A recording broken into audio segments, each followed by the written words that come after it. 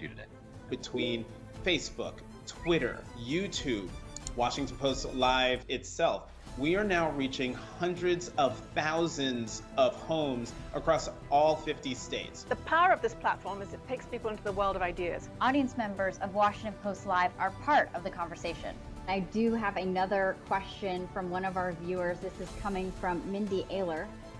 We are bringing people into our journalism in an unprecedented way. Whether it's with cancer scientists or politicians. I assume you recognize that guy there in the middle. Good morning, sir.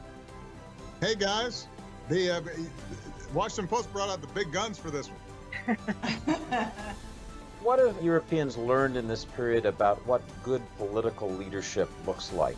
I'm going to be extremely biased, David, and I'm not going to be a central banker at this very moment, but I would say that for myself, I've learned that women tend to do a better job. I think Washington Post Live has given us as a newspaper a new platform, a common meeting ground. What I know is that my faith in humanity has multiplied by 10. Watching people that had nothing, that had no hope, that had no electricity, no water. May I? Of course. For our experts? We're here to learn. Seriously. Who is more believable, Clooney or Pitt?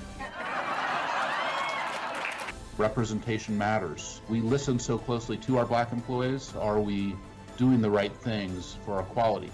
When they're sitting in their own space, there is a sense of ownership and comfort. My pleasure to see you as always. And their individuality comes through more so than just their title. I'm so pleased that we got to talk about this. Have a great day. Thank you so much for your time. I loved it. Thank you. We need films like this. So thank you very much. Stephen, Lynn, it's been great to talk to you.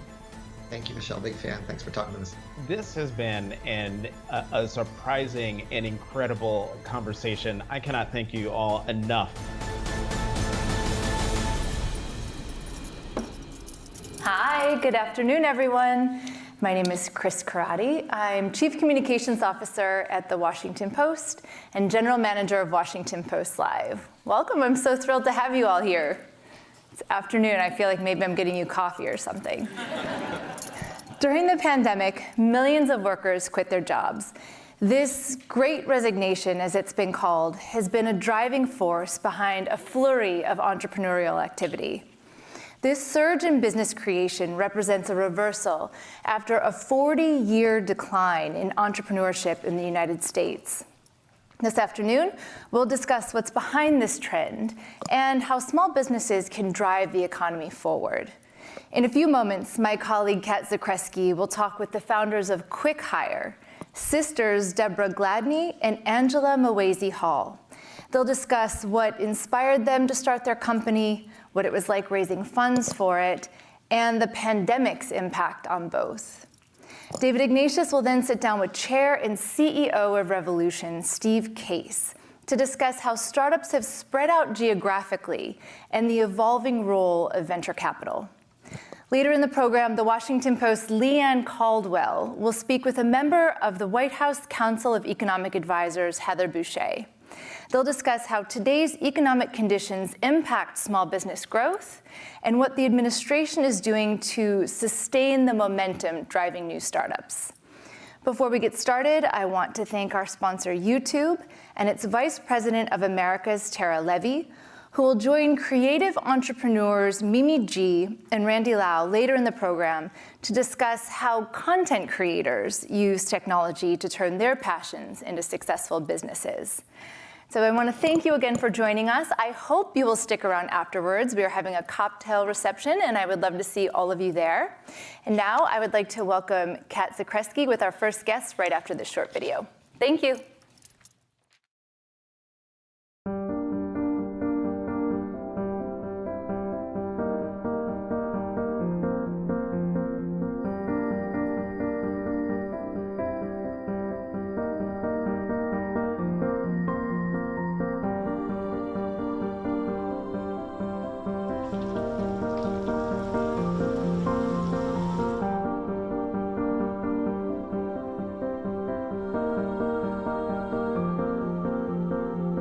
It's been quite a whirlwind.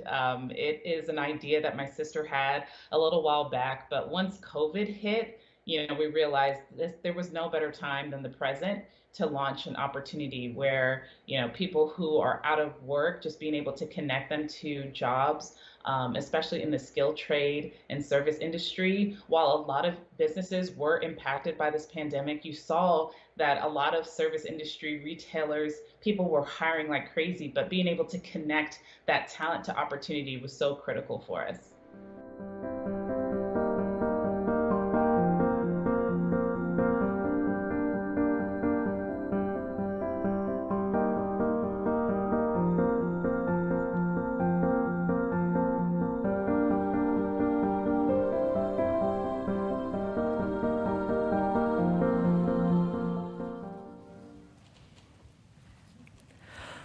Well, good afternoon and welcome to the Washington Post.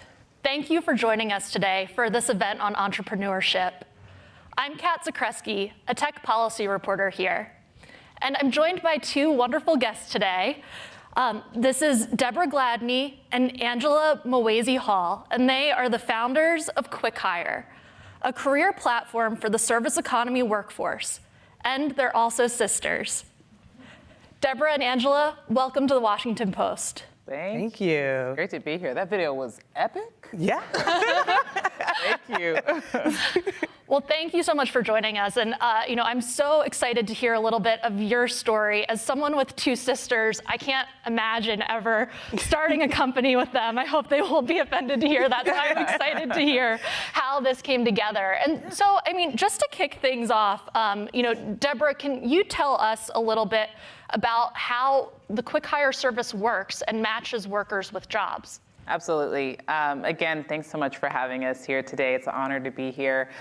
A little bit of how it works. So it is a service economy platform. So what that means is we help job seekers in the service economy, primarily retail, hospitality. We help them connect to jobs, and we go beyond that. So we help them progress in their careers. So both Angela and I were children of immigrants. Our parents, they raised us with service economy jobs. I spent a lot of time in retail, and looking back at my experience in retail, had I known that there were pathways to mobility, such as opportunity for becoming a district manager or what have you, I perhaps would have taken a different route. But it's about creating the visibility and showing people that there is a lot of opportunity with the skills that you're acquiring today. So that's really what our platform is aiming to do. Mm-hmm. And Angela, I hear that you had the idea first for QuickHire a few years ago. Can you tell me a little bit about where the idea first came from? Yeah, so I have a background in education and career advisement, and I was working in inner city high schools in Los Angeles. So at the time, I had a specific situation that happened where a student came into my office. She was looking for a local retail grocery store opportunity, and she didn't have a computer of her own. So she came and gave me all of these paper applications asking, can she help or can I help her? And then also she wanted to borrow my computer. The school was severely underfunded at the time, and there was so many lengthy, tedious applications that they sent her to. And so it struck me in that moment that while it's been quite some time since myself, Deborah, our parents have worked in the service economy, the way to get jobs are the same. And not just finding that job opportunity, but also finding opportunities for progression. So in the schools, if you were college bound, there were so many resources that were given to those students. But if you were going straight into the workforce, it was like, good luck to you. And so I told this to Deborah, and I was like, this service of this area of the economy is severely underserviced, and so we have to do something. And so that was probably about 2017, and I kept telling her, hey, this would be great, and hey, we should do this, and but it was 2020. She actually gave me a call at 4 a.m. I told her not to tell this story. Because she woke me up in the middle of the night at 4 a.m. Saying that now's the time, that we had to help millions of people not just find opportunities, but also those that needed to reskill and pivot in their career. And so you said that call came in 2020, which of course was when we saw the onset of the global pandemic, a time of immense economic uncertainty. I mean, how did you decide to take that risk and start a new business then? Mm-hmm.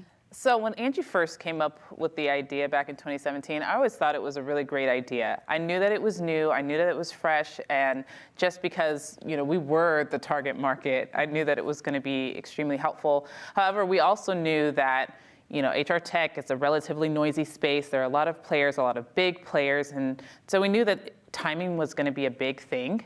And so when the pandemic happened, we saw unprecedented shifts in the labor market. And so we knew that this was going to be the time to introduce a new way of looking at talent, literally, where we're looking at talent in the service industry as people and not bodies. And so that's really what was the catalyst for it. Mm-hmm. And what did that look like at that time when many people were working from home, but in the service industry, these essential workers were still going into their jobs in many instances? Mm-hmm. How did you think about that, and what did that process of setting the company look like in those early days of the pandemic? Yeah, well, we found that during that time, a lot of people were reevaluating their careers and what was important to them. A lot of businesses, as we all felt, just had to stop. They had to close. And we spoke to so many of our early users who were like, I have worked as a line cook for 10 years, and I haven't gotten a raise. I've only gotten a quarter raise in that 10 years. So a lot of people were like, home life balance. I decided to go home, and now I'm spending time with my children, something I haven't been able to do. And so we noticed that we didn't just have to help them find work, but also help them have opportunities to upskill, to find new career, new segues, because a lot of people during that time were reevaluating what was important. Mm-hmm. And I want to just take a moment to open up to our audience that we will be taking questions from you too. So if you want to tweet questions, please use the handle @PostLive, and we'll try to get them in the conversation. And so just going back to that shift, then we saw what's been called the Great Resignation, as Chris just mentioned earlier. And so can you tell us a little bit about how QuickHire has responded to that shift and what value you bring to companies during this moment? We always say that we've always known how important these jobs and workers were, but it took a global pandemic for everyone else to realize. So when we set out to build QuickHire, we had people first in mind. We had progression in mind. And so when we saw the Great Resignation, it was just a perfect timing of opportunity for us, because we had already started to build a platform where the job seeker was at the center of it. And so it wasn't so much a response. I think it was just, that's when we saw a lot of traction, because the rest of the world, employers were forced to change the way that they were looking at talent, especially when they could not find people. It was about, how can I find the right talent, and also how can I keep them? So we started to see unprecedented things like sign-on bonuses and health benefits, things that should have always been offered, but never really were. And so we always say that some of these things, they started to happen before the pandemic. So service workers, they have faced decades of neglect and unfair pay and not having fair benefits, things like that. And so, the pandemic was just kind of the final straw. And so QuickHire really saw an opportunity to really help put people at the center where they should have always been. Mm-hmm. And obviously from the company's name, QuickHire, you think about the hiring process, but you also are helping these companies with retaining employees at a time when turnover has been high. Mm-hmm. Can you tell me a little bit more about how you do that? Yeah, so when someone comes to QuickHire, they tell us their goals. So they say, today I'm a cashier, but tomorrow I want to be a manager. So we really match them to employers that have opportunities for internal mobility. That's a huge thing, that when you find talent, you want to keep them there. And so we have those interactions to make sure that their employees are moving up. Hey, this person said that they have a desire to become a supervisor. I see you have an opening. Send them that information. So that people are continuously moving up. And you mentioned how this has been a problem that you've recognized for some time. I wanted to ask you a little bit about the fundraising process for the company. Obviously, QuickHire has raised more than $1.4 million. What was that process like from raising from venture capitalists, did those, in some cases, billionaire, millionaire investors understand this industry and the problem?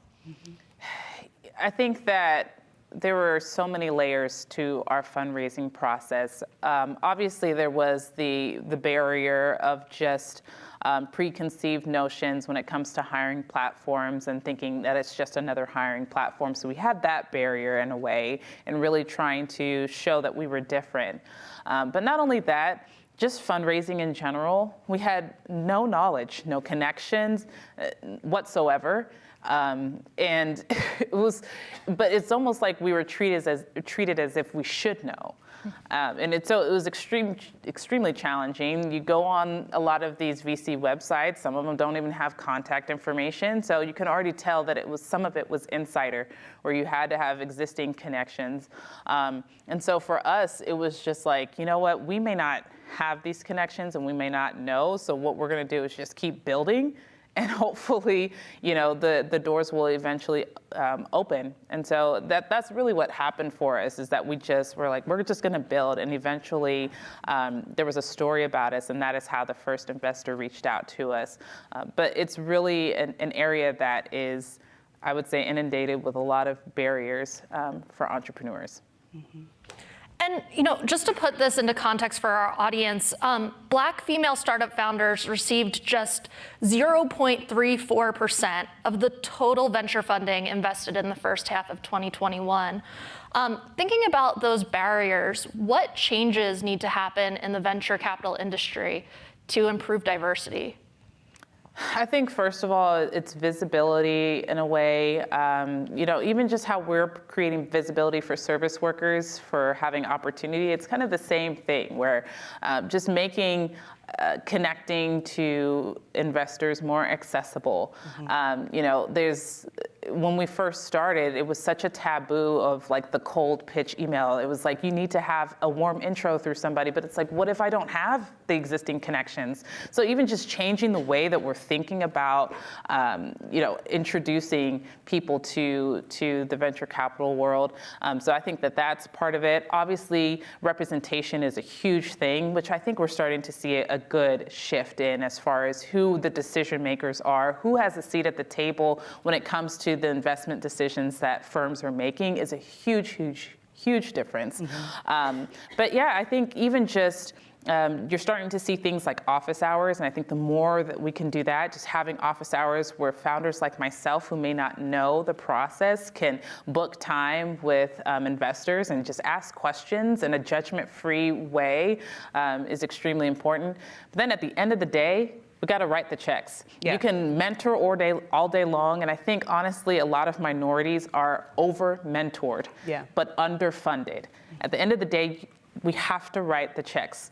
And even now, where we're going into what people are worried about, a recession, you're starting to see a lot of the dollars peel back because we are deemed as risky investments. Mm-hmm. So again, I think it's one of those things where writing the check matters, and seeing startups that are diverse and minority-led is actually a win. Don't you want to have a business that has that's run by people that have diverse experiences, who can approach a business through different lenses, and seeing that as a competitive advantage versus a risk? Yeah.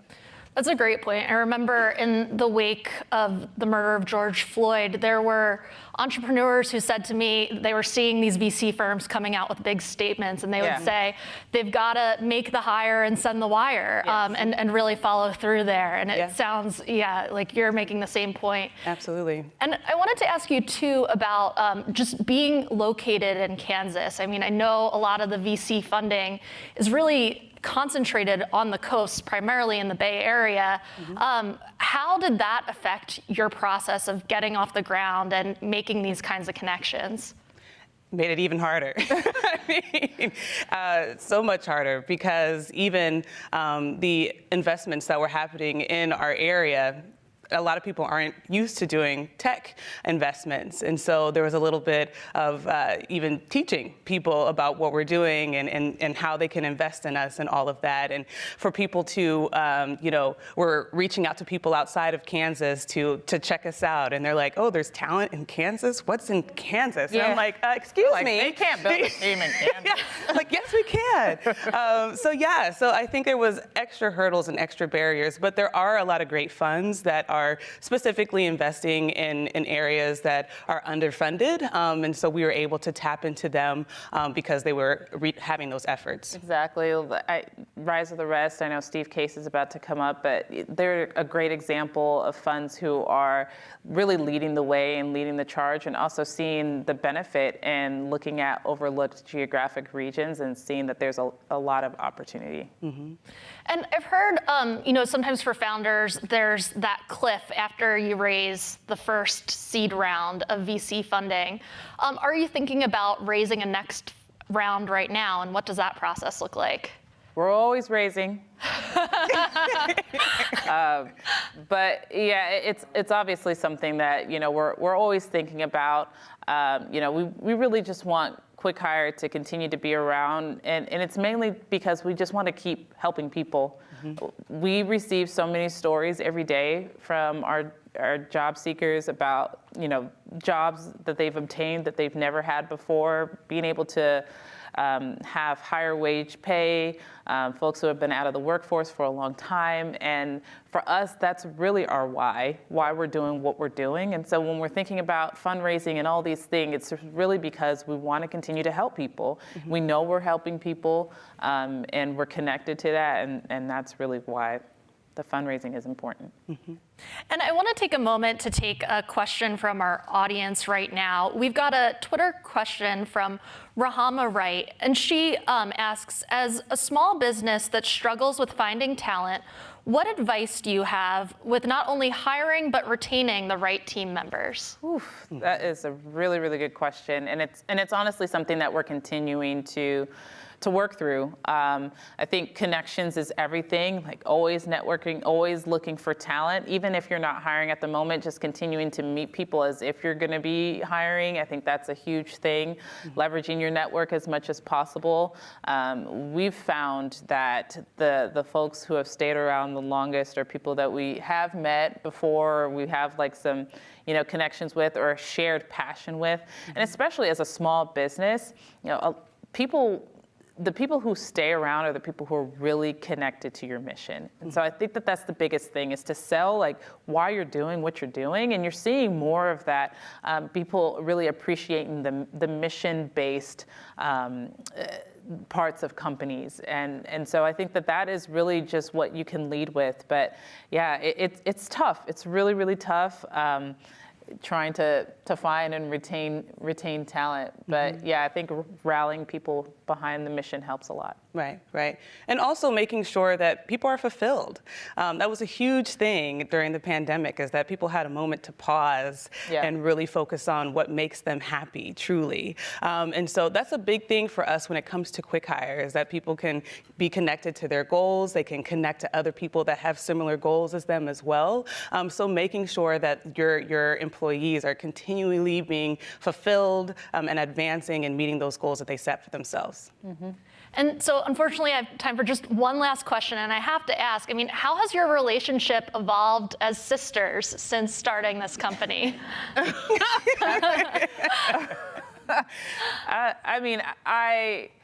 We say all the time that this is our first company that we've built together, but we've been building all our lives. We built a singing group, we were in sorority together. Like, we've done all these things. We've always been extremely, extremely close.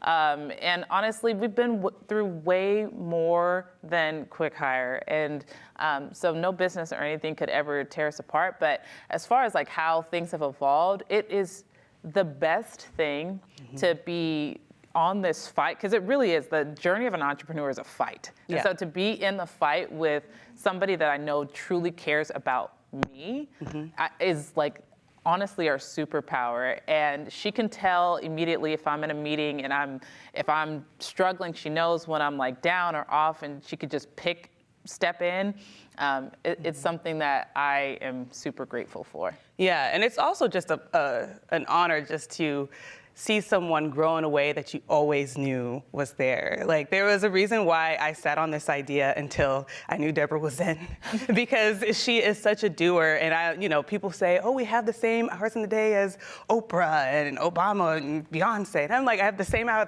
as the day as this woman right here. I mean, even starting initially when we started QuickHire, she just had a newborn baby, and she was going through our first PowerPoint literally in the delivery room, and I'm like, it can wait, I promise you. But being able to see her go into like the CEO, we didn't even know where to start when we first started. And she said, you know what? I'm just gonna start reaching out to VCs. They don't have an email, I'm gonna find one, Having that tenacity, I've always seen that in her. So being able to see someone walk in that passion, that purpose that they always had in them has just been an honor to witness. And so it's been a fantastic opportunity for us. Well, that's so incredible. I'm so sorry that we're out of time. This has been a wonderful discussion. Thank you so much for joining us today here at Washington Post Live. Thank you.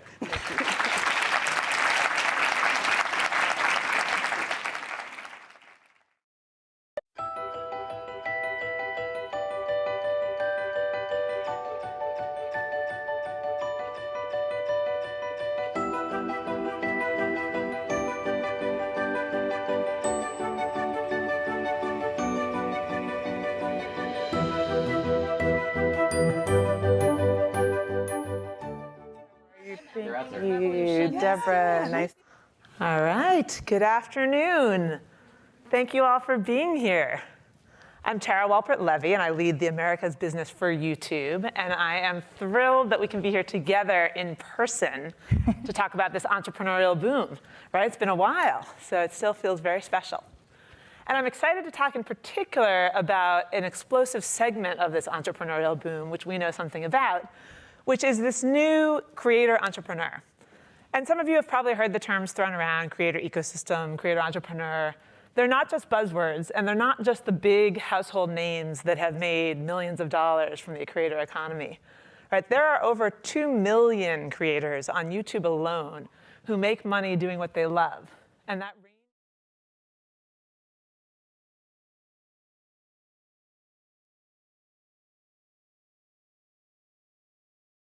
who are basically offering tips to audiences that don't typically see themselves in media and in advertising. So the range is wide. And the common denominator is that these are people who are able to turn their passions into small businesses, building their brands, and again, making money doing what they love. And so we're incredibly lucky to have with us today 2 fantastic creator entrepreneurs who are willing to share their stories and build a little bit of this story for you to bring the phenomenon to life. So we have Mimi, who is a leader in the do-it-yourself fashion segment based in Atlanta. And we also have Randy, who's based in San Francisco, who has been able to launch one of the best modern-day cooking shows while also preserving a lot of his family heritage. I think it's going to be fascinating to hear a little bit about how each of you started with something you just had passion for and transformed it into a successful career for you and your families, just like so many others. So please join me in welcoming Mimi and Randy. Thank you. Thank you so much. Thank you. So I always like to start at the beginning. Mimi, do you want to start with what prompted you to pick up the camera? And did you have any idea where this was all going to go? I definitely did not have any idea where this was going to go.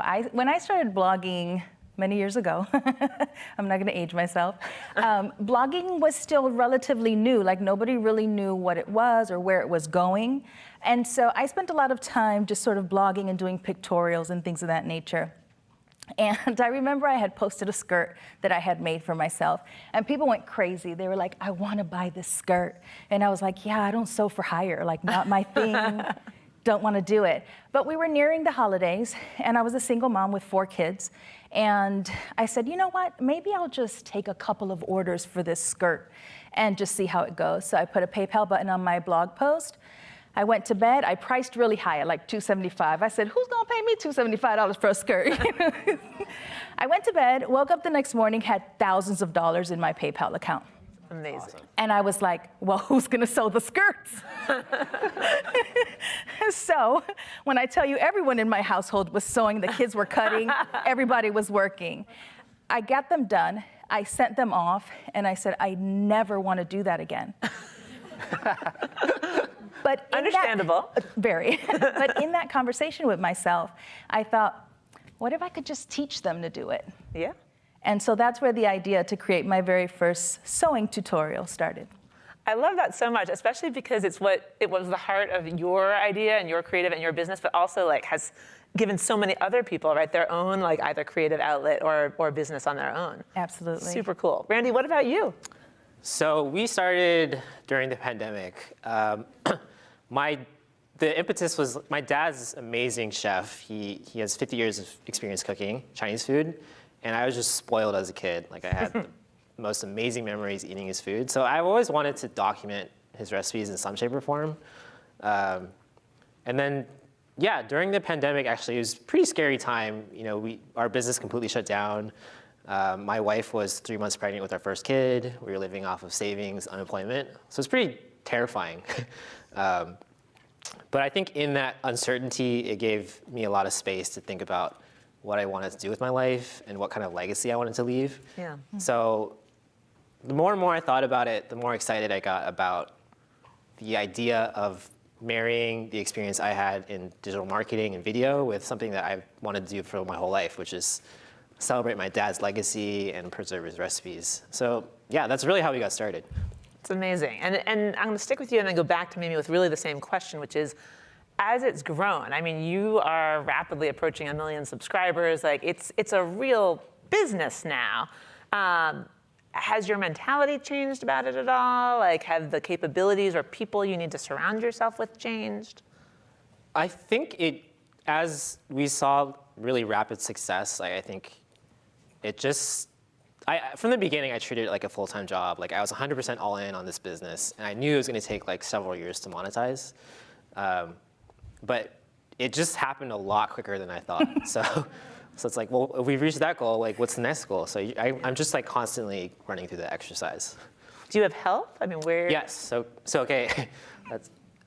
In the beginning, for like the first, so we're not even 2 years old yet. So we launched on September 1st, 2020. For like almost a year, I was doing basically everything by myself. Yeah. I was like 60-hour weeks, like editing, filming, promoting the videos, like writing our blog posts, translating. My cousin helped me translate. And then as soon as I could hire help, I did. So now we have a team of 10. Amazing. We have editors, we have writers, we have people who help us with brand partnerships, social media posting, like all sorts of things. And I'm just really grateful now. Like I think for me, that's a step in the right direction because I have 2 kids. You know, I want to be present with them. I want to be, have breakfast with them and not stress out, have weekends and not stress out. And I think, and also, it also allows me to scale the impact that we have as well with the team. Mm-hmm. Well, and it's interesting that you went so quickly to it. I mean, one of the biggest pieces of advice that we offer entrepreneurs on YouTube is to hire people sooner for all the reasons that you said, right? To prevent burnout, to spread the impact, all of those things. That's awesome. Mimi, what about you? I think it's been a very different road. Like you guys will hear a couple more times how I've been in this for a while, going on 10 years, and I'm like the old lady at the club. So things were very different for me, right? It wasn't sort of the way that it is now. I didn't have all the tools and the resources and the platforms that are so readily available to us now. So for me, it was a little harder in just that I had to figure it all out. It was completely new to me. Filming was new to me. Editing was new to me. Uploading, sharing my life, all of that, stuff was really different. And so I've just been able to grow and sort of change with the times. I'm always having to stay ahead. To be able to be here still after 10 years and still growing, I think is a testament to, all the hard work that goes into it, but also all the possibilities that, I now have. Absolutely. Well, and because you've sort of multiplied your business in so many different ways, how do you think about the same question of people to support the business, the balance with control versus outsourcing? How do you think about surrounding yourself with people who can help? You absolutely need to surround yourself with people. You know, I hit the jackpot when my husband and I were dating. He wanted to learn to sew. And I was like, okay, that's cool. And then he quickly started editing and photographing me, and then he became a sewing instructor, and I was like, this is great, and I don't have to pay you. We're supposed to be talking about contributing to the economy, but okay. Right, exactly. I contribute in other ways, I suppose. You contributed in a lot of ways. But it's hard, right? And so the faster that you can find people who are just as inspired as you are and just as excited about what it is that you're doing and want to help you, take the help. Like, start figuring it out early. Now we have a really great team, people who support us, who are always coming up with really great ideas for the next thing, right? Because we're always thinking, oh, what's the next thing? So yeah, please start early. It's really important to have a good team behind you. Well, all right, and so both of you in your own ways have had either rapid or not as rapid, but frankly pretty rapid. You had the overnight success with the skirts. Exactly. But you both had a lot of success, and it's interesting because we can see the explosion in the creator economy on YouTube alone, right? I mean, there's something like 400,000 people whose full-time job is being a creator, and that doesn't include the multiplier effect of all the people you just described whose help you're entailing, either in a paid or a not paid environment. But I know the rest of them are paid. But what I'm curious about, and actually here's a fun fact, fun party fact that I never thought I would quote from TurboTax as a fun party fact, but I did happen to see something that said in the last couple of years, TurboTax reported that the number of people who report their primary income as being a creator or an influencer or the like has more than tripled in the past couple of years, which is just amazing, right, given the growth that we've continued to see and that we're building off a pretty large base. Do you see that? Like, do you have friends who are in the business? Like, do you see the growth of other creators on YouTube? And what, if any, patterns do you see as you look around and see those businesses growing? I think, for me, it's been like one of the blessings I didn't anticipate of having a channel like this is just getting to meet other creators. Like, I 100% would not be as successful as I am now had I not met other creators, because it can be kind of a lonely journey, you know? Yeah. So just having that emotional support of someone who really understands what you're going through has been really helpful, and like getting to share strategies and tips has propelled, you just grow so much faster. And I think for the channels that I've seen like really take off exponentially, I think, for me, I think it's like, I see maybe just one thing. So I think they really have a unique value proposition to their channel. So it's very subjective, but there's some spin on how they're sharing their stories that's fresh in the ecosystem of like all the content that's already out there. So yeah.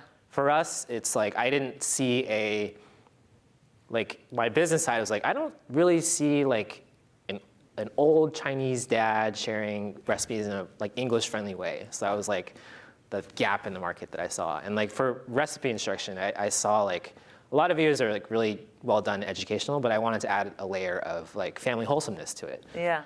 So I think for us, that was like part of our unique value proposition, and I think that's what helped propel our growth so fast. But yeah, I think channels that have some sort of like uniqueness to them.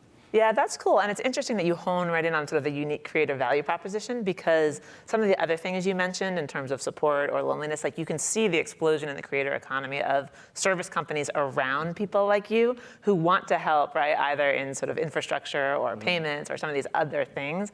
But the heart of the storytelling has to be there, right? Or none of the rest of that works. What do you see, Mimi? You know, for me, I have a really interesting sort of view, because so many of the people who have followed me and follow my channel or members of Sew It Academy have gone on to create their own businesses, right? And so for me to be able to mentor some of these students and then watch them go off and create their own businesses, their own channels, and really have a very specific point of view. And above everything else, I think there's a level of authenticity that is different now, where maybe a couple of years ago, being an influencer just seemed like a cool thing to do. I don't think everybody really understood the amount of work that goes on behind the scenes to produce that amount of content and that quality in that amount of time. And I think there were a lot of people who said, oh, you know, that's my favorite fashion influencer, I'm gonna just mimic what she does. And the problem with that is that at a certain point, you're going to realize what it takes for that fashion influencer to be where she is.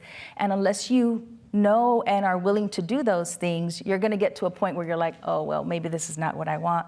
Whereas if you start something and do it because you truly love it and you would do it no matter what, then when things get hard, because they will get hard, just like any other business, right?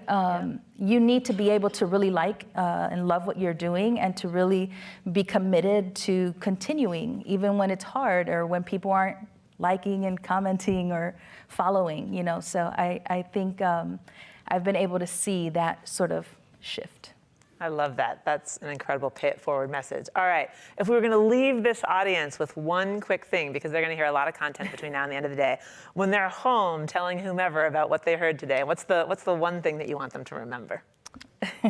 Randy, we'll start with you. I think, you know, storytelling has been around for thousands of years, and it's going to continue being around for thousands and thousands of years. So I think in this like current time, it's never been easier for people, like ordinary people like me, to turn like something they're passionate about into this, you know, exploding business. And I think this democratization of access and storytelling is really beautiful. And I think I would just love to see more support around that ecosystem and more support for creators like me. Love that. You know, I was a teen runaway. I was a survivor of domestic abuse and sexual abuse. I was a teen mom. I was homeless 3 times in Los Angeles. My goodness. And now I'm the founder and CEO of a multi-million-dollar brand. Let's go. And YouTube helped me create that, right? YouTube helped me not just grow my following, but it helped me build those businesses. But on my channels, what I do every day is I work to inspire and encourage other people that look like me, that sound like me, to be able to start their own sustainable businesses. And that's why I think it's so important for people to, you know, encourage us and support our channels. Thank you. Because at the end of the day, really, you know, we're just helping each other create, you know, revenues for our family. And that's really important. So please like, comment, and subscribe. Go. And support. I couldn't add to that. These are amazing stories. Thank you so much for sharing them. Thank you for everything that you do. It is the passion that you have for your job that enables me to have passion for my job. And I'm just so grateful that everyone here got to see a little bit of that today. Thank you so much for having us. Thank you for having us. Thank you.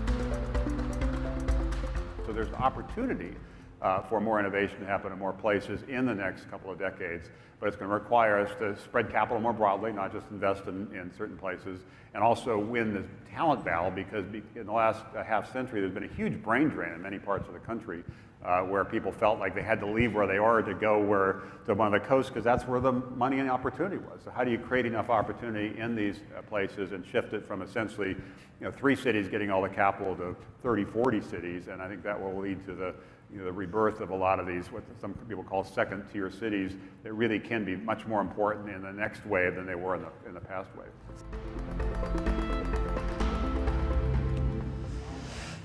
Good afternoon, everybody. It's nice to see everyone live and in person. That's a wonderful change for us. I'm David Ignatius. I'm a columnist here at the Post. I'm delighted to be joined this afternoon by Steve Case, Chairman and Chief Executive of Revolution, and of course, famous to all of us, especially in this area, as the co-founder of AOL.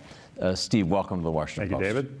So before we begin, I have a quick disclosure. Revolution Steve's company is an investor in QuickHire, which is the company founded by our first two panelists. Just want to note that. So, Steve, I gather that you've been spending a lot of time recently traveling around the country by bus. And I want to, it's not a very high-tech way to travel. I want to hear a little bit about what you're seeing, why you're doing this, what your takeaways are from your travels.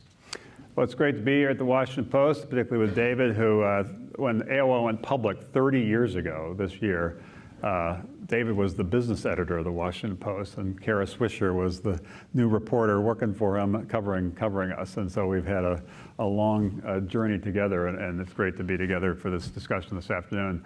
So to answer your question, we started these bus tours, we call the Rise of the Rest bus tours, almost a decade ago.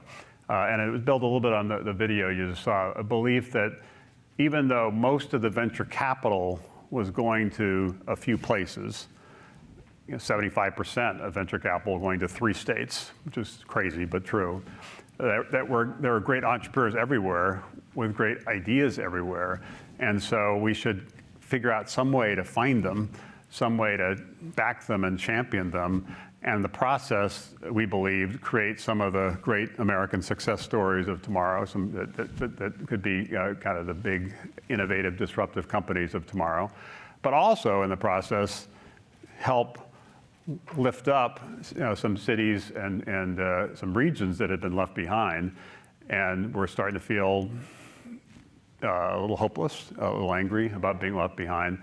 So it was mostly an investment strategy to back great entrepreneurs everywhere, but it also had this other kind of, we thought, impact in terms of how companies starting in these places could create jobs in these places that would offset, at least in part, the jobs that were going to get lost in those places. And that's happened, and we saw good momentum over the ensuing years. We've now made over 200 investments in 100 different cities alongside 400 regional venture capitalists. And when we first started, people thought it was a little bit of a crazy idea, much as when we first started AOL and we're talking about the idea of the internet, most people thought it was a crazy idea. People started kind of opening their eyes to it a few years ago. And then it really accelerated during the pandemic, that there definitely was this dynamic where some people suddenly said, well, maybe I should move someplace else, at least temporarily, and for some cases permanently. And when they were in those places, they found interesting things going on in those places. And venture capitalists finally on the coast said, well, if I'm going to get a pitch from an entrepreneur by Zoom, what difference does it make if they're like next door or 2,000 miles away? So I think this pandemic, although it obviously has been tragic and terrible in a number of respects, maybe one of the positive silver linings is an acceleration of the rise of the rest, an acceleration of the dispersion of talent and the dispersion of capital that can really allow this next wave of innovation to be more inclusive of more people and more places than the last wave. The last point I'll make, building on the QuickHire you just heard, this is two founders that have 3 strikes against them. They're in Wichita, Kansas, which is not viewed as a major tech hub, hard to raise capital in Wichita, Kansas. They're black, and it's harder to raise capital if you're a black entrepreneur. There's 14% of our population is black, less than 1% of venture capital goes to black founders, and they're women. And similarly, even though 50% of our population is women, less than 10% of venture capital goes to female founders. So 3 strikes against them, but they said, we're going to start this company anyway, and we're going to scale this company anyway. And that's just one of many examples that we're seeing all across the country that gives me great hope. And a plug, since you're in the book business, I have a new book coming out in September. There you go. Rise of the Rest, How Entrepreneurs in Surprising Places Are Building the New American Dream. And the reason I wrote it, and it is available for pre-ordering, the reason I wrote it is because these stories had to be told. They're these inspirational stories that give me, having traveled around, met a lot of these people in a lot of these and seen a lot of these places, gives me hope for America that most people don't have. And so it's partly about these stories and these companies and these founders and these cities, but it's hopefully also a vision of a more optimistic innovation economy, 10, 20 years from now, that maybe can, at least in a small way, help knit together a very divided country. Steve, what we authors usually say when we're talking about our books is, it makes a great gift. So I want to remind... David, I think, has written 11 or 12 books, so he's a pro. I'm just had one, have a second coming. So I have much to learn from David on books. Let's talk about this next wave of venture capital and the dispersion of tech centers around the country. As you've looked at tech centers in unusual places like Wichita, name your place, what are the ingredients that make for success? What does that business need to have in terms of community support, educational support, that will give it some momentum? Well, of course, David, that's all in the book. Give us a little tease. So first, a little bit of history. The first wave of the internet, companies like America Online, but many others, actually was fairly geographically dispersed. We were in the Washington, D.C. area. Hayes, the big modem company, was in Atlanta, Georgia. IBM's PC operations were in Boca Raton, Florida. CompuServe, one of the first online services, was in Columbus, Ohio. Sprint, the communications company, was in Kansas City. Microsoft actually started in Albuquerque before moving to Seattle. So these are just some examples. I could give you a dozen others, several dozen others. It was actually regionally dispersed when we were standing up the internet, building the on-ramps to connect people to the internet. That was companies from all around the country. It was just the second wave of the internet when it shifted from building the internet to essentially building on top of the internet, software apps on top of the internet, Google, Facebook, you name it. That's when Silicon Valley rose to prominence, arguably dominance, because it was about software and coding and virality. In the third wave, where sort of the internet meets the real world, and it disrupts healthcare, education, food and agriculture, arguably the most important aspects of our lives and the biggest industries in the world. It's going to require a different mindset than just coding an app and dropping in the App Store and hoping you strike gold and it spreads. It's going to require partnerships around those because it's systems level change and things like healthcare. It's going to require navigating some interesting policy aspects, and a lot of the expertise, the domain expertise in those sectors are in different parts of the country, many in the middle of the country. Take healthcare, for example. MD Anderson in Texas, Mayo Clinic in Minnesota, Johns Hopkins in Maryland, Cleveland Clinic in Ohio. Those are some of the key partners you're going to need. So as a result, there's an opportunity for this to shift. And what the communities need, going back to your original question, is to be more fearless, to recognize entrepreneurship is risky, and to reward people taking kind of shots and not saying, well, that didn't work out so well, and being sort of like, I don't really, I guess it's too bad for you.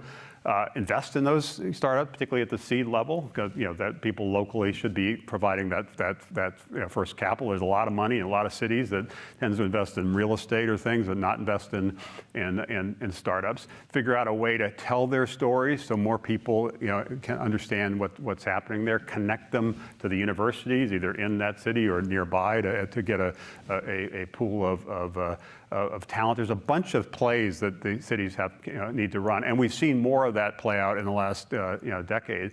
And a good example was the Amazon second headquarters process. The 230 cities applied for it. It ended up being in this area, in Northern Virginia, not too far from where AOL was founded. That forced a lot of cities to tell their story about why they would be the best place to put that tech hub. And what they did is drive a collaborative effort around what the university is doing, what the mayor is doing, what the governor is doing, what the big companies are doing, what the small companies are doing, to really create a more kind of collaborative, kind of a network, if you will, that made it, possible to get the attention of Amazon, but also possible to start and scale, startups there. So that's what we're seeing more and more of. And the data, I got onto this journey over a decade ago when I was asked to co-chair something here in Washington called the National Advisory Council on Innovation and Entrepreneurship.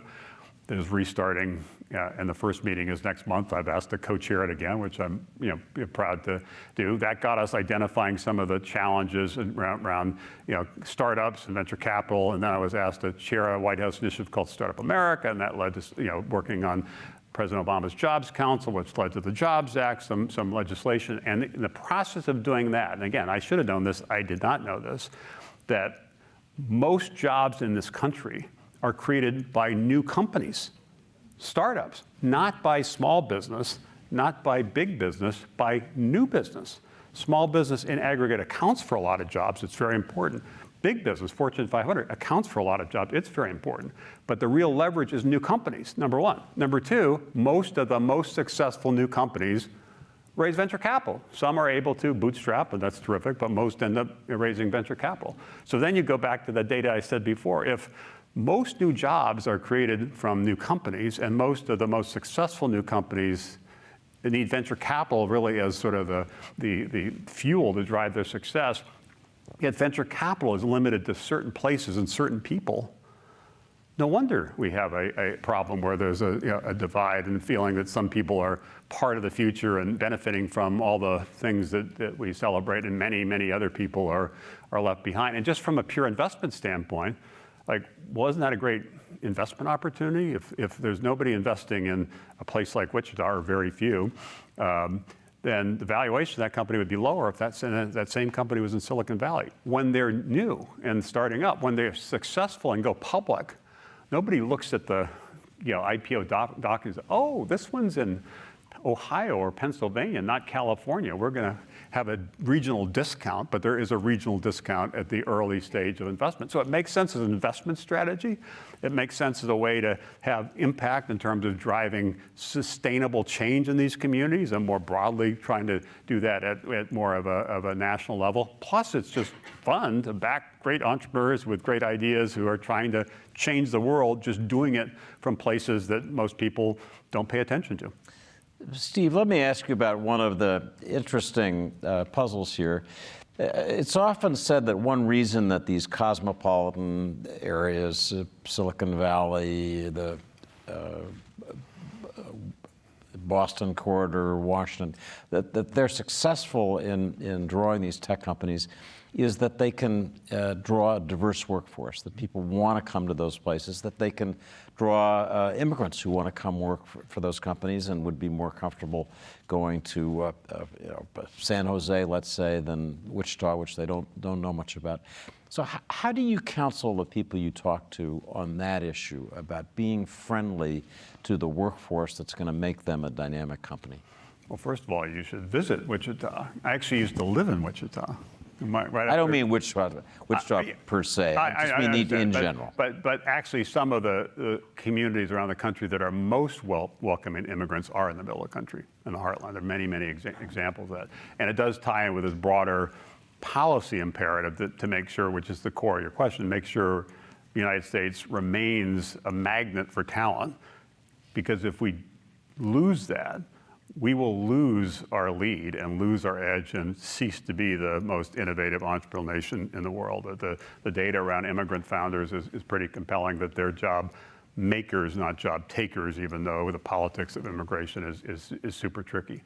You are correct in saying communities, in order to be successful, need to figure out a way to slow the brain drain of their people leaving and create a magnet, a boomerang, if you will, people returning, and have new people moving there, either from different parts of the country or different parts of the world. And there's a bunch of things you need to do to make that, kind of to be that magnet. Some of that is creating the opportunities. Some of it's creating the amenities, if you will, the lifestyle benefits and educational benefits that would make it attractive. Some of it is being a welcoming community to different people from different places. And there are some communities that we've talked to, that we've visited, that are concerned that some of the issues, social issues that are becoming really more challenging do make it somewhat more difficult for some of those communities that are on the rise to continue to rise. So it is something to watch, but I think you'd be surprised if you wanted to join us on one of our bus tours, that how diverse the populations are. In fact, the populations in some cities that we've invested in, like Baltimore, Atlanta, New Orleans, are far more diverse than the population in San Francisco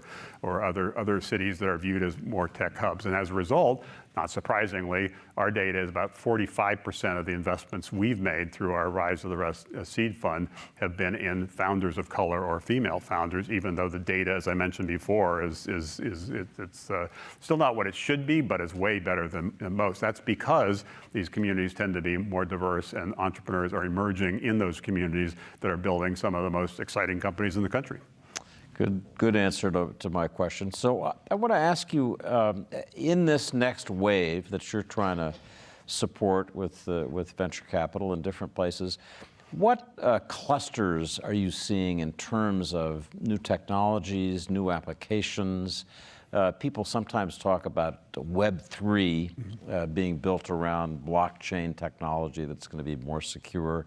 I'm sure you're seeing other trends, and I'd just be curious what some of them are, what you think the next big things will be. Well, I think that, as some of it I covered, I think the next big thing is taking the most important aspects of our lives and making them better. Healthcare is, 1/6 of the economy. As we learned during the pandemic, as a system, it doesn't work that well. So how do you create better access, more affordability, better health outcomes? That's going to require a lot of innovation, including from a lot of entrepreneurs partnering with a lot of existing kind of incumbent companies and/or hospitals to make that possible. We backed a company in Chicago called Tempus that's doing some really interesting things around the diagnosis of disease, initially focused on cancer, so that, and the founder, Eric Lefkowski, a very successful entrepreneur, his wife was diagnosed with breast cancer, I think about 6 years ago. He talked to different people. Everybody gave him different opinions about what to do. His wife's life was on kind of hanging in balance, and he was getting all these disparate views. So he said, this is a data problem, and built a very significant company that's now scaled nicely and partnering with, I think it's 70% of the National Cancer Institute hospitals. So the data they're able to pull together really makes something possible in terms of a diagnosis being more thoughtful, and therefore the intervention being much more targeted. That's an example in the healthcare space. And in the food and agriculture space, we invested in a company called App Harvest in Eastern Kentucky. Eastern Kentucky essentially is coal country in Appalachia, which for decades people have said there's no hope. And growing up there, you were kind of told by your parents you must leave. There's no opportunity for you here. This company now has 600 employees. They built the largest indoor controlled agriculture system in the country. And it's important that it's in Eastern Kentucky because that's within a 24-hour drive of 70% of the US population. And so that's an example of something in a place that most people had given up on. They were able to start building something that's quite significant. We're also seeing that in many other sectors of the economy. So I think this third wave and the rise of the rest will kind of converge, that because of the growing number of cities that are backing entrepreneurs, the growing number of entrepreneurs that are starting companies in different parts of the country, coupled with the challenges, the opportunities as entrepreneurs, is shifting from that second wave software app-centric thing, which was mostly about coding, to much more systems integration that does require collaboration and partnerships and so forth. That lends itself to these different kinds of. Last point on your specific Web3 question. I, of course, as you know, because you followed it, I was like pre-web. It's not even Web 1. It's like Web 0 something. You've got mail. Because when we started, that was good. That was good. Welcome. So when we started AOL in 1985, not too far from here, only 3% of people were online. And those 3% were online an average of 1 hour a week. So we said we wanted to get America online. That was a big challenge. It was almost a decade from the time we started between the time the World Wide Web was popularized. So in those early days, we had to kind of build our own things. Web 1 essentially took some of those technologies that we had done in a more kind of a private kind of way and offered them to everybody. So it was highly decentralized, which then led to Web 2 with companies like Facebook being more centralized. And the hope for Web 3 is it will go back to being more decentralized. Now, I would note that some of these companies, including Facebook, including Twitter, and many others, start by evangelizing decentralization and have open platforms, allow apps to run on it. But somehow, when they get successful, they become a little less open, a little more central. So that will probably play out again in Web 3. It'll be kind of deja vu all over again, where a lot of innovative things will happen. Some will succeed, many will fail, and out of that will come this next generation, the next wave of the internet. My bet is, while some of that for sure will be in Silicon Valley, much of it will be all across the country, and it ties in with what we've been talking about with Rise of the Rest. Great conversation, powerful idea, the rise of the rest. I thank you for wonderful explanation.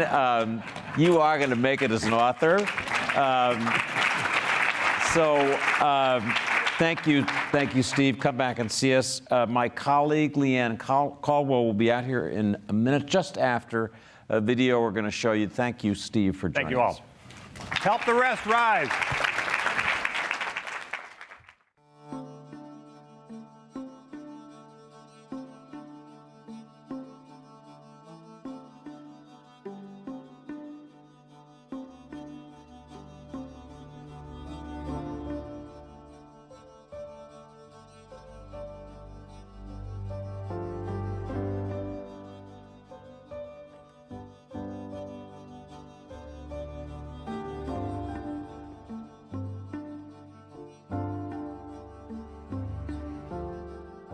We are in a strong economic position in a number of ways. We have a low unemployment rate. It's back down to 3.6%, just a tad higher than where it was pre-pandemic. We've seen 7.9 million people get a job since the president took office, giving them that economic security and the dignity that comes from having work. And we've learned how to cope with this pandemic through vaccinations and all the things. We've gotten schools reopened. So all of this combined has made it possible for businesses to be making those investments. Startups have been going up. We see that families have strong balance sheets. So as we're looking at this moment when the Fed is pulling back, businesses and families are in a relatively strong position.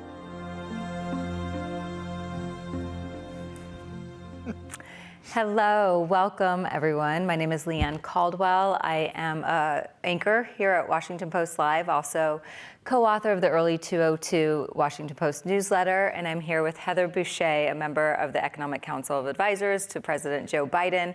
Thanks so much for being here. My pleasure. Thank you. And a reminder to our audience that we do want to hear from you. If you're watching in the audience or online, tweet at us at Post Live. So Heather. Yes. The economy is obviously the top news in most people's lives. You outlined some good things that are happening in the economy. So what are those little nuggets that the White House and the administration thinks is good right now? Well, certainly. When the president took office, his number one goal was to get the economy back on track. And the first goal was to contain the pandemic, make it possible for people to get back to work, for businesses to get back to the job of doing their business. And we've been able to see significant job creation, and we've been able to see the unemployment rate come down. The unemployment rate is still at 3.6%.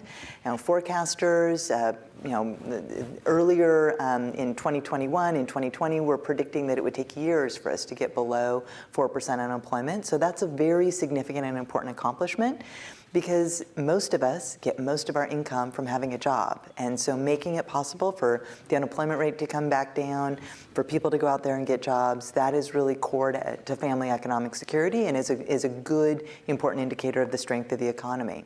At the same time, we've seen that because of the steps we took to make sure that families and businesses and communities had kind of the insurance that they need to get through the pandemic and other things, household balance sheets are strong.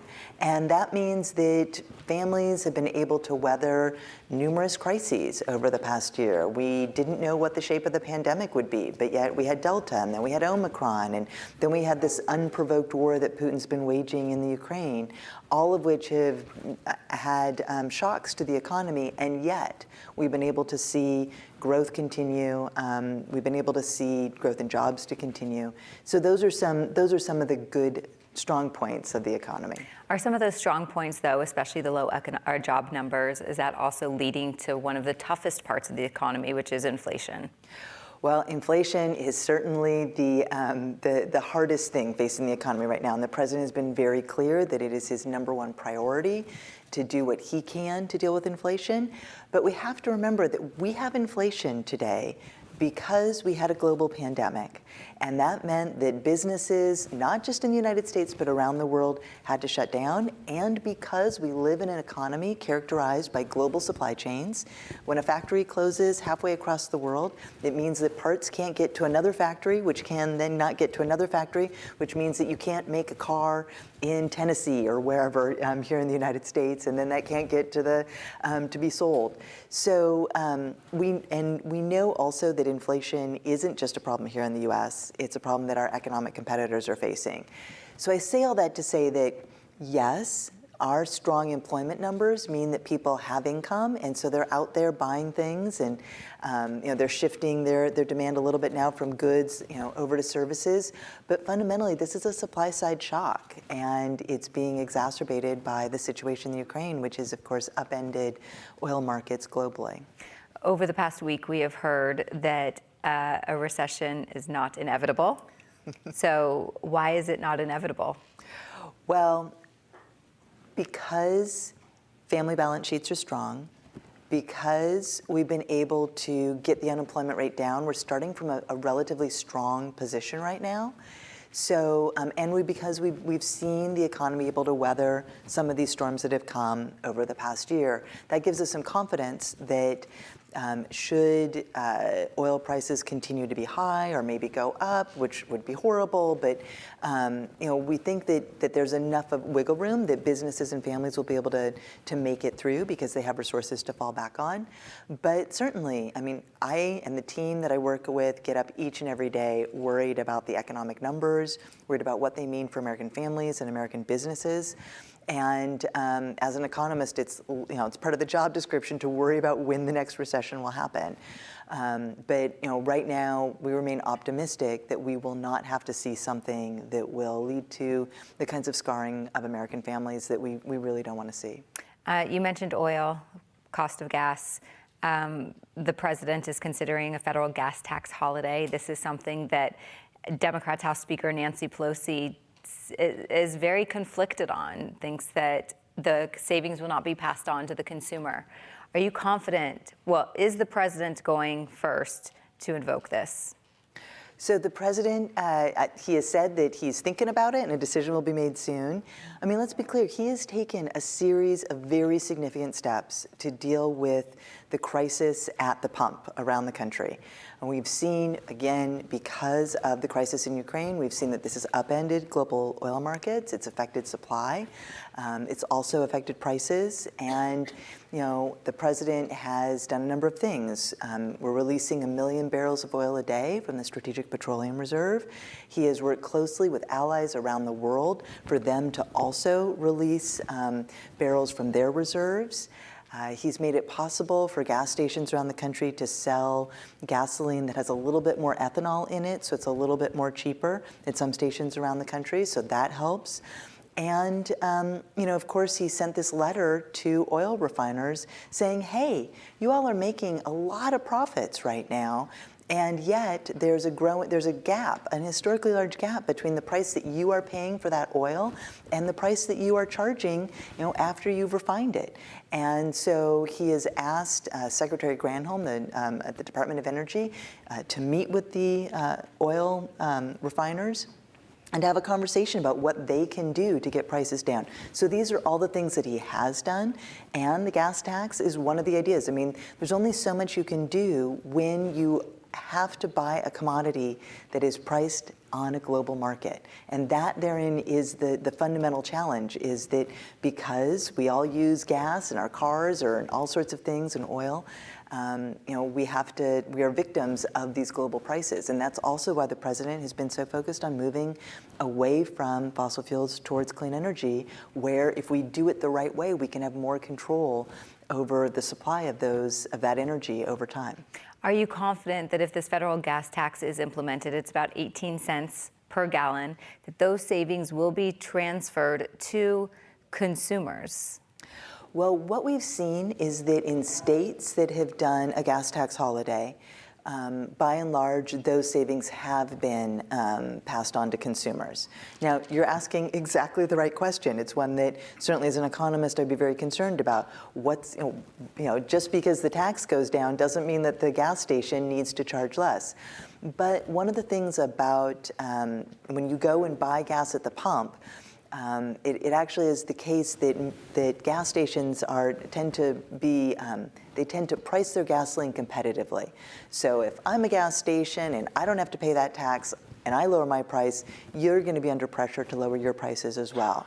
So I think there is some hope that we will see that pass through, but that's certainly one of the issues. The other issue, of course, is that because of the energy crisis, we need to make sure that as we're thinking about these policies, we don't want them to further add to any of our challenges. I cover Congress, and Republicans often say that the administration wants high gas prices. They want this because they think it is an excuse to move to renewables, to a cleaner energy. What is your reaction to that? Do you think that the short-term pain will provide long-term gain? Well, I think the president has been so clear that rising gas prices is a priority for him, that should dissuade anybody from thinking that he likes it or thinks it is a good thing. But none of that changes the fact that for our national economic security, for our national security, we have to be thinking about all the different ways that we can transition to clean energy. And the president has been very committed to that. One of the most exciting things, and there's many exciting things about the bipartisan infrastructure law, but one of them that I've been very excited about is creating a network of electric vehicle charging stations around the country so that people can not only buy EVs, but that they can go out and get them charged where they need to on highways or in communities around the country.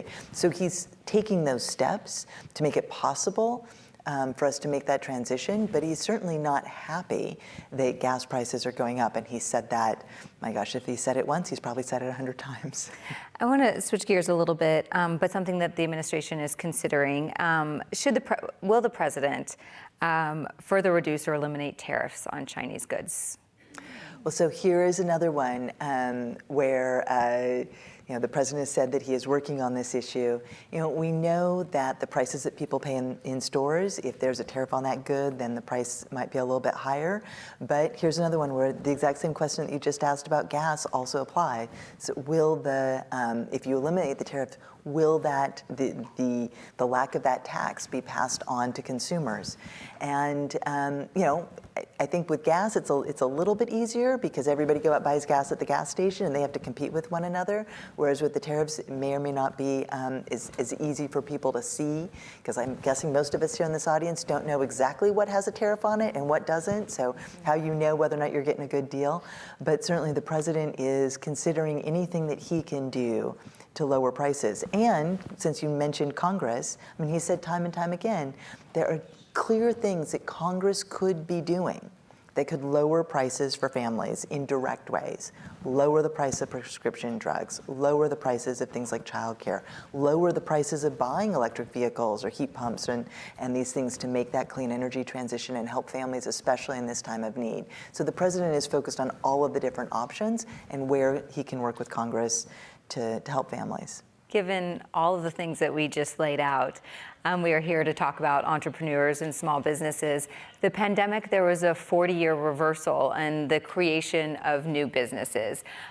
So does this economic environment enable that, the new businesses that are created, enable that to continue? Well, that is certainly the hope. I think one of the most exciting sets of statistics from 2021 is that the number of new business startups is higher than ever recorded, 20% higher than any other year. And that is a signal that because the economy got back on track, because America got moving again, and because entrepreneurs saw opportunity, they filed to start new businesses and went out and took advantage of the moment to do that. And interest rates were low. Maybe it made that easier for different businesses to borrow. But so much of this wasn't an accident, right? We worked really hard. The president worked very hard to make sure that we were putting the economy back on track, to create that economic opportunity. And the president really did focus, was one of his first priorities when he got into office, was to support those small businesses struggling through the pandemic. In the prior year, in 2020, Congress had allocated all of this money to small businesses through the Payroll Protection Program, and yet so much of that money went to the biggest small businesses, didn't really reach the folks that needed it most. And one of the first things he did, February 24th, for 2 weeks in 2021, the people that could apply for that program had to have fewer than 20 employees. And they took a number of other steps to make it easier for the smallest businesses run by women, by people of color, in disadvantaged communities, rural communities, to make it easier for them to apply. So that provided, I think, a strong foundation for those small businesses now. I think that's part of what we saw in those statistics last year. But moving forward, right? So, okay, maybe, things are a little bit more challenging now, or maybe they will be in the future. But the president has taken a series of steps that are also going to continue to support small businesses. So, for example, the bipartisan infrastructure law. One of the things we're doing right now is making sure that every American all across the country has access to broadband. This is an important service if you run a small business, or if you have a small business where people are telecommuting, or you need to contact your suppliers. You need access to the internet. Super important. There's a whole bunch of other aspects of the bipartisan infrastructure law that are going to support and provide a really welcoming climate for small businesses to be successful. So that gives me a lot of hope. So some small businesses, large and small, talk about red tape and the bureaucratic challenges of opening a business, expanding your business, doing business. So, as part of the small business creation process that you'd like to get streamlined, is there anything that you can streamline, I should say, from a regulatory perspective? So the president has laid out 4 goals, essentially, for small businesses. One is to increase their access to credit, which, as interest rates rise, will be increasingly important. Second is a real whole-of-government effort to help small businesses navigate the bureaucracy to get what they need. And you saw a lot of success. Just going to keep pointing back to the Payroll Protection Program, primarily because we have research evidence that the steps that the administration took early in 2021 to expand access were effective. And there's been a GAO study and some academic studies that have shown that more small businesses, more businesses run by people of color were able to access it once the administration took these steps to make it more available, to make it more transparent. So that's the second prong, is to help people navigate. So there's different programs that the Small Business Association is running and Treasury to help that navigation. Another core piece is to make sure that small businesses that we have a tax system that is fair for them, that rewards work and not wealth, and that really does make sure that the tax burden is being borne by the businesses that can most afford it. And then finally, the president is really focused on making sure that as we spend federal dollars through procurement, through the bipartisan infrastructure and the like, that those benefits, where appropriate, go to small businesses. So I actually ran into my colleague this morning in the stairs who's running this program, but thinking about how with procurement, you can make sure that those small businesses know how they can supply the federal government, how they can get a contract, how they can sell to the federal government. And there's a series of steps that the administration is taking to ramp that up and to make sure that the smallest businesses, the most disadvantaged businesses, do have that access. So it's such the bread and butter of what government does. The first thing you said, though, was making sure they have access to credit. As you mentioned, interest rates are rising. So how do you ensure they're still able to not only have access, but also afford the credit that they do receive? Well, there's a series of programs that small businesses can apply for to get access to credit, to loans, to startup funds, and there's things like the Small Business Initiative Program that is making capital available to states and tribal entities and communities around the country. That's helping to create this that economic economic opportunity through loans and other devices for small businesses around the country. So there's a series of government programs that can help. Certainly the historically low interest rates that we've had for a while, created that opportunity, and it will remain to be seen as interest rates rise up, whether or not that does create problems for small businesses. I'm going to ask about immigration. Unemployment is very low, but what role does immigration now and also perhaps down the road, given the economic indicators that you see, how important is that going to play for these small businesses and these new businesses? You mean in terms of accessing workers? Well, so one of the things that we've seen through the pandemic is that in the early part of the recovery from the pandemic, the return to work was somewhat slow. And so a lot of folks were sort of thinking about, well, we have a lower rate of immigration. Those workers are not here as they would have been in previous times. Certainly that can provide that added labor supply. We've also seen in recent months especially that people coming back into the labor force. We've seen older folks who tend to cycle in and out of retirement coming back in more similar to traditional patterns. So you do continue to see across the economy supply. There, of course, are some sectors where they are pinched, but immigration remains certainly an issue that the president is eager to work with Congress on. It was something that he talked about on day one, but it remains a challenging issue. We don't have a lot of time left, but I do want to ask you, if you were someone who was had an idea for a small business, is now the time to do it? Ooh, well, that's a great question. It all depends on what your business is, what your idea is.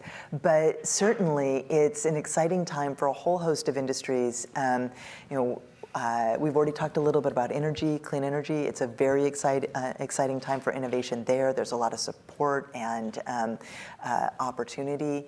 It's also been a moment where we've seen a revitalization of small manufacturers as businesses are thinking about their supply chains. We've seen a lot of startups there. So that is certainly an area where there's opportunity. It's such a personal decision what to do, but if folks have a good idea, then I think certainly this is a good time to take advantage of it. Great. Heather, thank you so much for your time today. I really appreciate it. Heather Boushey with the President's Economic Council of Advisors. And thank you all for joining us in the audience and online. And you can go to Washington Post Live to get transcripts of this, watch this all again, and thank you.